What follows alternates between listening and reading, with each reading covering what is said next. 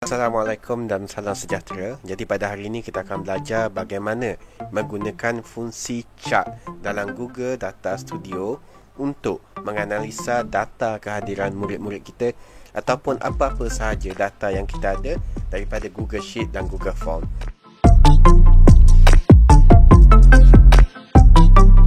Kita buka dahulu Google Data Studio. Seperti biasa, kita type sahaja datastudio.google.com. Okey. Kita akan masuk ke paparan dashboard Data Studio di mana kita boleh lihat semua fail Data Studio yang telah pun kita buka dan juga yang telah pun kita edit. Kita akan buka dashboard Data Studio yang telah pun kita buat pada video yang lepas. Okey, jadi inilah dashboard yang sebelum ni.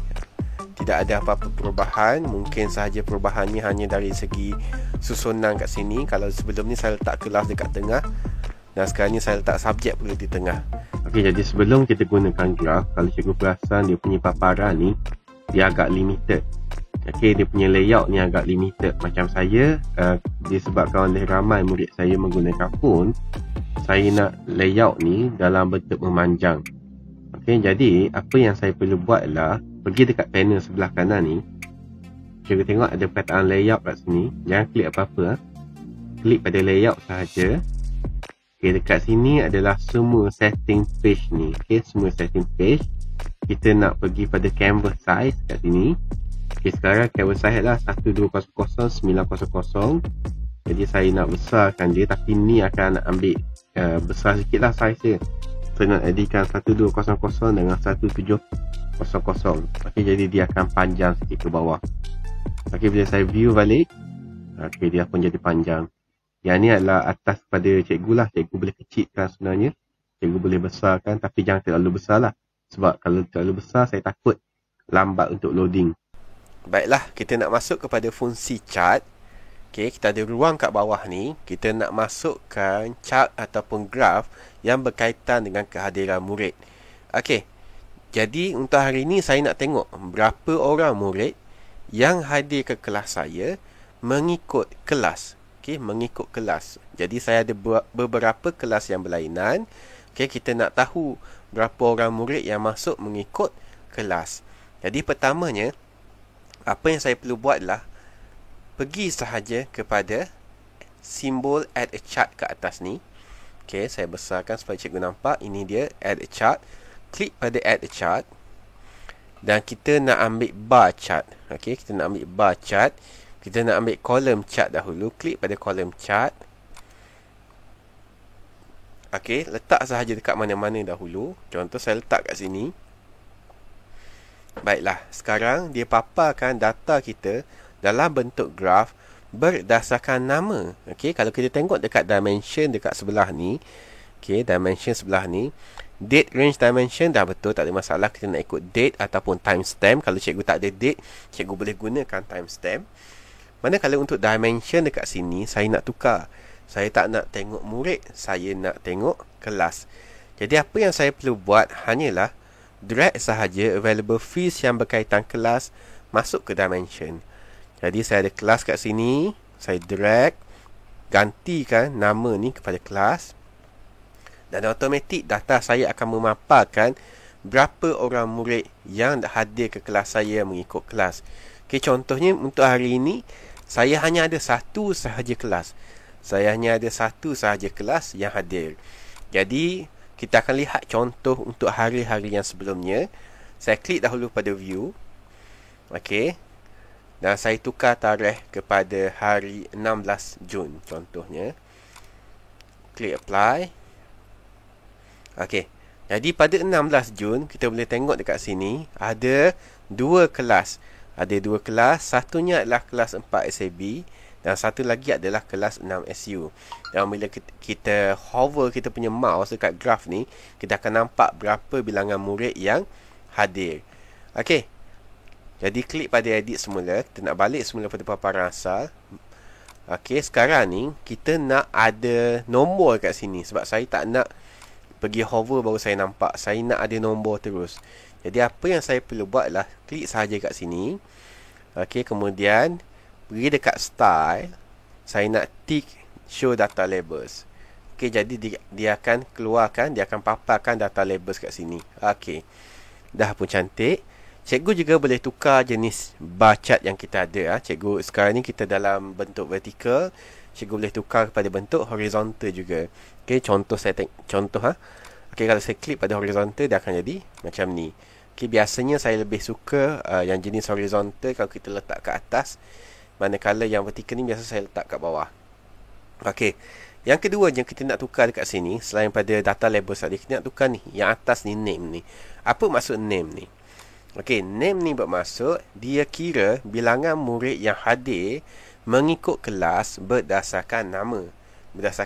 Macam mana dia kira? Dia kira nama yang berlainan. Okey, cikgu boleh tengok pengiraan dia berada di sini, iaitu metrik. Okey, metrik. Jadi metrik ni adalah berdasarkan name, nama, adalah berdasarkan CTD. CTD bermaksud count distinct. Okey, cari nama yang berlainan. Sekiranya kita klik pada count sahaja, okey, kemungkinan dia akan cari semua nama yang masuk. Okey, dia akan cari semua nama yang masuk. Kalau count distinct, dia akan cari nama yang berlainan. Jadi kita nak cari nama yang berlainan, kita tak nak duplicate value apa semua, kita klik pada count distinct. And then dekat atas ni sebenarnya kita boleh rename kan dia. Macam ni sekarang ni nama dia name, berdasarkan kolom dekat Google Sheet kita adalah name. Jadi saya nak rename kan kepada murid hadir mengikut kelas.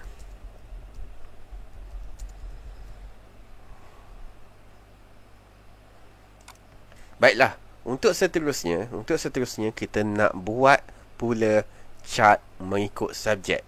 Okey, mengikut subjek. Jadi saya nak copy sahaja chart yang saya dah ada ni. Saya klik kanan, copy, klik kanan, paste. Ataupun kita boleh guna shortcut Ctrl C, Ctrl V. Okey, jadi kita letak kat sebelah dia. Sekarang ni kita punya dimension tadi cikgu adalah mengikut kelas. Saya nak tukar dimension dia. Saya nak tengok bilangan murid mengikut subjek pula. Jadi saya just ambil sahaja available fields ni yang berkaitan dengan subjek. Okey, ini dia subjek yang saya drag masuk ke dimension class. Jadi sekarang ni data studio ini telah memaparkan ataupun sedang memaparkan data yang berkaitan dengan jumlah murid yang hadir mengikut subjek pula. Okey, mengikut subjek pula. Jadi ada 9 orang yang hadir untuk kelas bahasa Inggeris saya pada hari ini. 3 orang sahaja yang hadir untuk kelas matematik dan 3 untuk sains, 2 bahasa Arab dan 2 bahasa Melayu. Okey, jadi ini adalah bilangan murid tanpa kita perlu kira satu-satu lah. Kalau tengok dekat sini sebenarnya kita boleh tengok lah sebenarnya sains 1, 2, 3 orang ni, tapi tak perlu bilang. Kita hanya perlu tengok pada graf sahaja. Okey cikgu, ini adalah tips. Contohnya cikgu nak graf ni dia punya warnanya berlainan. Okey, cikgu boleh gunakan fungsi breakdown dimension ni. Fungsi breakdown dimension ni ada fungsi lain sebenarnya, tetapi kita boleh juga gunakan fungsi ni untuk nampakkan graf kita berlainan warna. Okay, sebagai contoh saya tunjuk cikgu. Okay, subjek ni saya masukkan sekali lagi benda yang sama, subjek juga ke dalam breakdown dimension. Okay, automatic dia akan warnakan kita punya subjek ni, kita punya graf ni. Okay, sebab sebenarnya dia akan susun mengikut dimension yang telah dipecahkan lah. Tapi cikgu nampak tak? Jadi kurus pula. Okey, jadi kurus yang tak lawa lah. Kita nak gemuk, kita nak biarlah cantik kan graf kan. Okey, apa yang cikgu boleh buat, cikgu tukar jenis graf ni. Okey, chart bar ni, cikgu klik dekat atas ni. Nampak tak atas ni? Cikgu klik sahaja chart ni. Okey, kita tukar kepada bentuk stack. Okey, contoh saya ambil stack. Okey, jadi dah pun jadi lawa sikit. Ni fungsi dia lain. Sekejap lagi saya akan terangkan fungsi dia. Tetapi bolehlah cikgu gunakan ni juga untuk warnakan. Kita boleh juga warnakan satu-satu, tapi agak leceh lah. Okey, jadi ni dah pun jadi kita punya graf dan kita bolehlah tengok analisa murid. Okey, kemungkinan juga cikgu nak tengok analisa murid mengikut kelas dan juga subjek, ataupun mengikut subjek dan juga kelas. Okey, jadi kita try buat satu lagi chart. Okey, kita copy saja chart yang kita buat awal-awal tadi, yang ni Ctrl C. Okey, kita letak kat bawah Ctrl V. Okey, Untuk chart kali ni kita nak buat dalam bentuk dalam bentuk apa tu? Vertical. Dalam bentuk vertical. Tetapi untuk kali ni kita nak pecahkan subjek mengikut kelas ataupun kelas mengikut subjek. Mana-mana yang cikgu prefer. Untuk dimension pertama sekarang kita ada kelas. Jadi saya nak tukar kelas ni kepada subjek dahulu. Dah pun jadi macam yang atas ni. Kemudian untuk breakdown dimension, saya nak breakkan setiap subjek ini mengikut kepada kelas pula. Jadi saya dragkan kelas ataupun kelas atas ni, kelas masuk kepada breakdown dimension. Jadi kalau cikgu tengok macam tak ada perubahan pun, sama je. Dia sama sahaja disebabkan oleh hari ni saya ada satu kelas sahaja. Cuba kita tengok pada hari yang berlainan. Saya pergi dekat view dahulu. Kemudian saya tukar hari kepada 16 Jun contohnya. Klik apply. Tengok apa jadi pada chart kita kat bawah ni. Kita nampak sini untuk bahasa Inggeris ada 2 kelas, 4 SAB dan 6 SU. 4 SAB 24, 6 SU 13 dan seterusnya lah. Dia dah pun pecahkan. Jadi mudahlah kita nak tengok analisa mengikut kelas.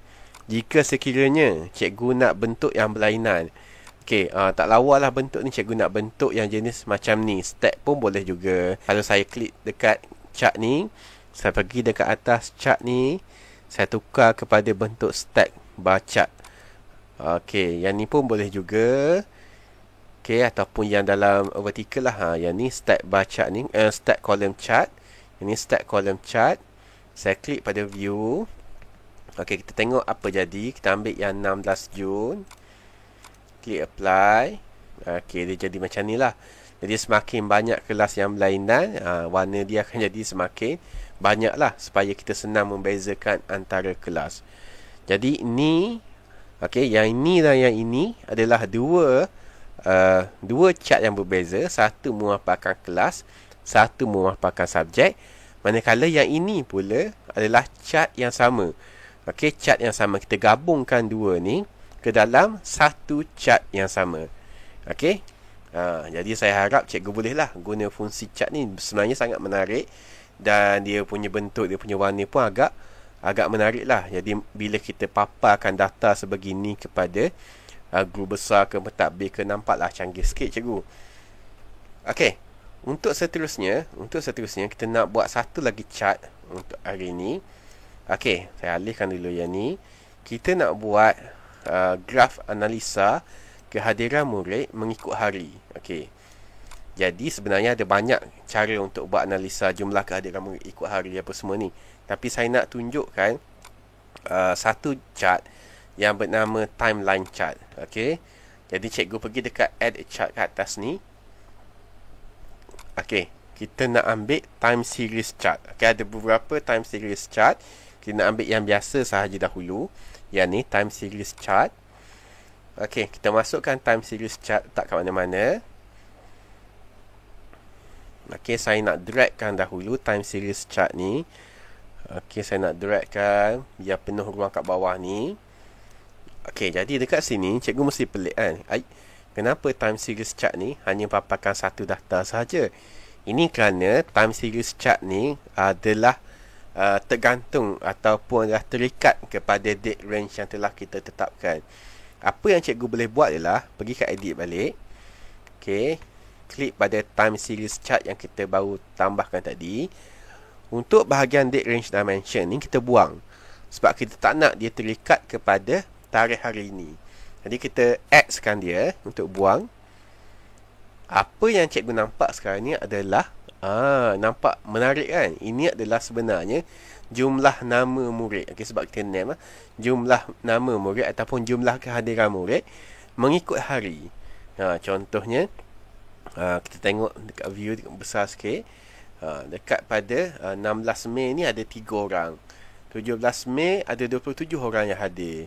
18 Mei 11 orang. Jadi nampak kat sini graf. Jadi mudah sangat-sangat untuk kita tengok trend kehadiran murid sepanjang PDPR ni. Kita boleh tengok semua ni 16 Jun apa semua. Jadi sekarang ni Time series chart ni adalah berdasarkan nama. Mana kita tahu berdasarkan nama? Macam biasa kita tengok dekat matrix.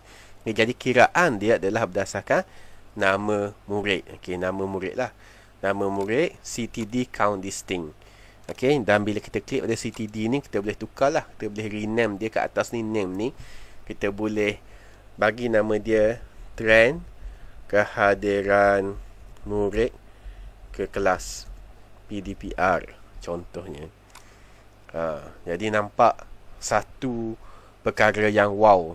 Kalau kita nak buat guna Excel mungkin akan ambil masa sikit, tapi untuk data studio dia terus dapat paparkan. Jadi cikgu, saya rasa sampai situ saja. Saya tak nak peningkan cikgu, rasanya dah banyak dah ni. Sebab sampai situ sahaja untuk kali ni. Okay, hari tu kita dah belajar mengenai table dan scorecard. Hari ini kita belajar mengenai time series chart dan juga bar chart. Okey, itu sahaja daripada saya. Selamat mencuba. Okey, video ni akan berakhir. Cuma saya nak tunjuk cikgu bagaimana saya susun. Nak nampak lawa sikit lah. Okey, cikgu boleh teruskan menonton, atau cikgu boleh balik semula pada video sebelum ni, ataupun cikgu boleh pergi terus, pause kejap dan terus cuba apa yang cikgu belajar sekarang. Selamat mencuba.